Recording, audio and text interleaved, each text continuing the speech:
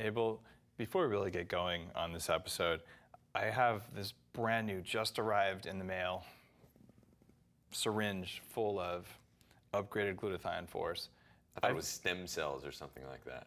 That's in my other bag. That makes sense. But I've been going literally on camera right now for 8 hours at Creative Live. So I'm going to do about a mil of this stuff. All right. You want to hit some up? Yeah, hit me. All right, man. There we go. Now, how long does it take? Oh, you'll feel it in the next couple minutes. Really? Yeah, it enters pretty quickly through the gut. Nice. This is glutathione, the major antioxidant. Cheers, man. Cheers. Is this going under the tongue or straight down? Just swallow it. All right. That does not taste like donkey vomit. Yeah. The last stuff that we had was... I set your expectations. It was a little bit mean because that last stuff, it worked, but man, it tasted really bad. The stuff is pretty neutral. It's a lemon ginger, but it absorbs 5 times better than the old formula. Like, this is a breakthrough in it. So literally, my brain is a little bit cooked. Yeah. I got 2 hours of sleep last night. I've been on camera in front of a live audience for 8 hours, and we got a chance to shoot, so I'm super stoked because I just love talking about biohacking, but this is going to keep me going. Even the host did that. So anyway, this is one of our little biohacks, but let's talk about some other stuff besides, weird syringes full of stuff. Sure. Well, why don't we talk about how we're able to do these things that are a little bit superhuman, right? So the first time that we filmed these episodes, I had just done 8 hours of the same thing and traveled the day before, and it's just like anyone who is normal as a person would probably not be able to be functioning. I hadn't even eaten that day. Yeah. And so it's like, how are you able to maintain any sort of sanity after a day like this and no sleep and that sort of thing? It is something that comes from fueling the brain in a certain way. At lunch, I looked at what they had, and I knew it had some things that were going to lower my performance a little bit in it. And I'm like, guys, thanks. Would you do me a favor? Bring me some guac. And I got some fresh-made guacamole, and I dumped a bunch of brain octane in there. Yeah. And literally all I've had today is Bulletproof coffee with a little collagen in it, made with brain octane. And it's all fat. There's nothing else in here but fat and maybe 10 grams of hydrolyzed collagen. And I've just been on fire all day. Yeah. I think I nailed it today. Oh, you crushed it. Oh, thanks, man. And likewise, you were filming here just, it was funny, our episodes unplanned were back to back. Yeah. But same thing, I watched yours, and people who haven't done it don't understand. To teach a course, even for an hour, is an enormous amount. You have to summon energy and broadcast and send it into the people. And to do it for 8 hours, when I first started teaching 10 years, 15 years ago, I was a zombie. At the end of a 3-hour class, I could barely focus. Right. And here it is, 2 hours of sleep and just cranking on all this stuff. Yeah. And I still feel really good. This is hitting me now. I'm starting to feel more energy. I can feel a little bit of a rush, I'm not going to lie. Yeah, it's pretty cool. I can relate to that. So some of you may or may not know that my background is as a professional musician. So I would play a lot of gigs, and it would be all night. It'd be 3 to 4 hours, sometimes longer than that. And usually the way that musicians get through that is a lot of caffeine and a lot of booze, and sometimes some other things. Oh, yeah. I never was a huge fan of those other things as much as meditation? The booze. Yeah, meditation is usually what it is. But I mean, this, I have actually never experienced something that's this taxing, especially once you get into your second day and you find you have no time to eat either. Back to back. Yeah, so the preparation, the travel, and then the doing it back to back, and performing, not just doing it, but performing at high level. Yeah.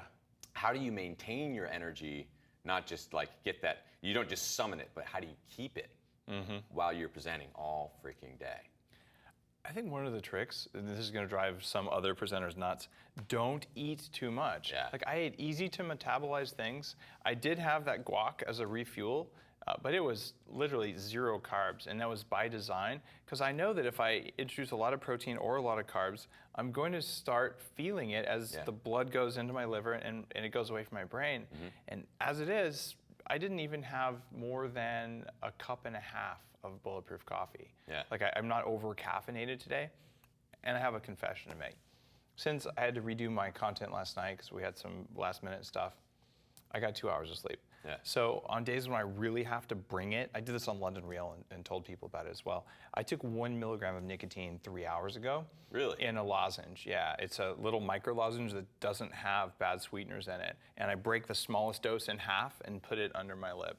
So a little bit of nicotine is actually a smart drug. And I don't do it regularly. There's no addiction. It just brings it. Like all the good authors and people like Churchill and all, like it was like cigarettes and coffee. Totally. I'm not putting cigarettes in my body. Yeah. But a little nicotine as a cognitive enhancing nicotinic acid receptor, I'm down with that. You know, I didn't know that about you. That's so interesting because one of my vices is cigars.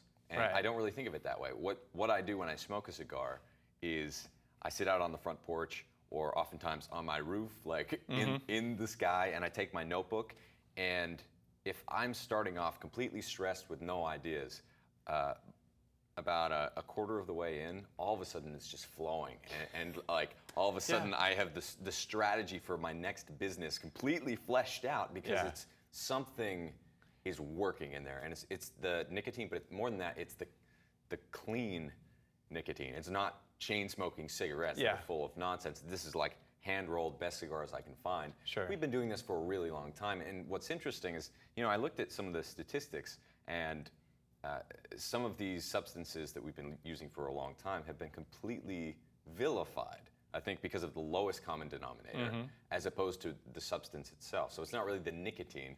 From what I saw, you don't get a statistically significant risk of increased cancer or other sorts of things from smoking cigars until you smoke more than 2 a day. And that's a lot of cigar. I think most people would vomit on a couple a day like that. There are questions in my mind about the carbon monoxide and the combustion byproducts and just the free radical stress on the body that come from that. But if you're doing it once a week or once a month, it's probably not that big of a deal. Right. And why not deal with that right then? Like honestly, I didn't plan on this. Like we don't script these ahead of time. We just talk about what's cool, right? But if I'll do a cigar on rare occasions. I had asthma and I'm more sensitive than you are to a lot of environmental substances. Thank you, toxic mold exposure. But I'll do this stuff if I'm going to do like an increased oxidative thing, whether it's drinking some vodka or even having a cigar. Number one, I would never do those things the night before, 2 or 3 nights before an event like this. Like I'm bringing my A game, like a pro athlete. The night before a game, you don't get shit-faced drunk and then go out there and play. Same thing here. Like in the last 3 weeks, I've spent 10 days at this level of performance. I was in Korea and China in 7 to 10 meetings a day with bankers talking about how do you get better, talking the whole time, presenting the same thing. And like, I'm kind of amazed I'm still standing, but at the same time, with these techniques to support like your cellular biology, like you can bring it. So next time you do a cigar like that, you got to try. Do the nicotine and caffeine together. You probably do that anyway, right? Well, yes. I mean, they go together. Like in the brain, it works nicely. There's even studies on caffeine and performance enhancement and better memory and things like that.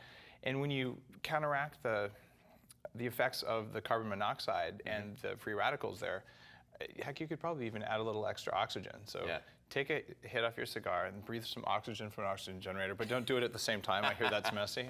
Yeah, that's probably not a good plan.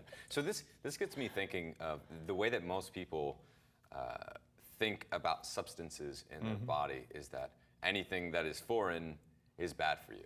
That's one train of thinking that doesn't seem to apply to prescription drugs. Everyone just kind of ignores that, or they're popping a bunch of Tylenol or ibuprofen or something like that. So it's like, even though these substances might be just as dangerous, maybe even more so, as prescription drugs or cigars or something else that we've been doing for a long time, alcohol is a great example of that, our thinking about it is distorted. And I'm going to give an example that was really striking for me of what can happen when you use these different substances.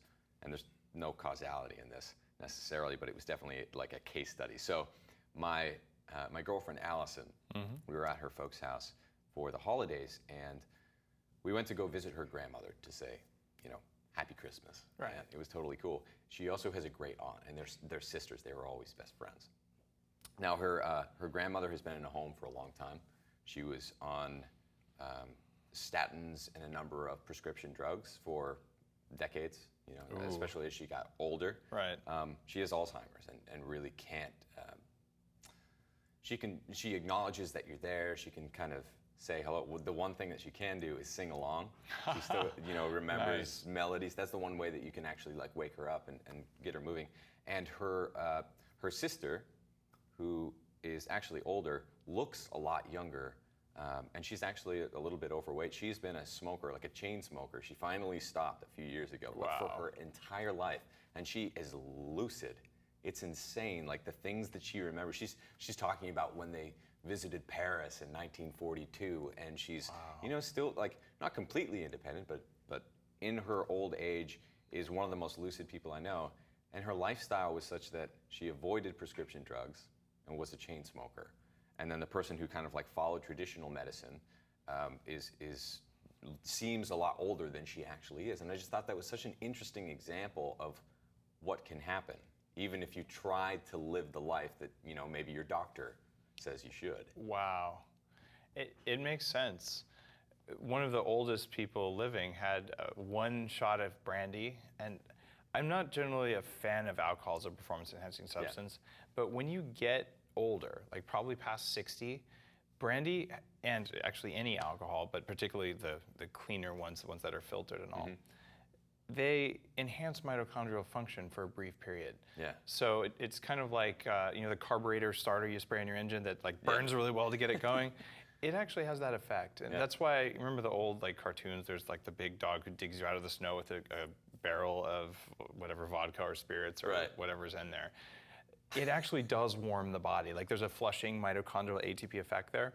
So I don't recommend doing that every night, but if you're older and it makes you feel good, okay, do it. Nicotinic acid in the brain, there's pretty good evidence it's a smart drug. And the septuagenarian I'm thinking of also ate like a ton of chocolate every day. Yeah. So I'm like, okay, I'm not gonna start smoking, but can I eat chocolate? Can I drink coffee and occasionally enjoy a little bit of nicotine? Yeah. Not only can I do it, for the last couple hundred years, most people have done that. Yeah. And I don't think it's gonna cut anything off my life. And given some of the research I've read about all three of those substances, it enhances the quality of my life. Right. And it may very well enhance the quantity of my life. Yeah. So it's awesome. The way that I see it is, even if it's a glass of wine from time to time, or it's a cigar or something else, it's something that takes me out of my stress ball type A mode, if I've been crushing it all day. And it shifts that mindset into a more creative mode. Yeah. Where I'm focusing on the other side of the brain, where I'm actually like letting loose a little bit, doing entertaining creative ideas and letting myself let go and not have to do any work, but just kind of like let it come.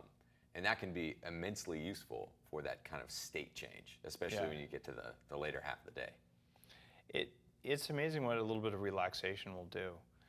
And there's the typical picture of a musician, smoking a cigarette and leaning back and doing that sort of thing.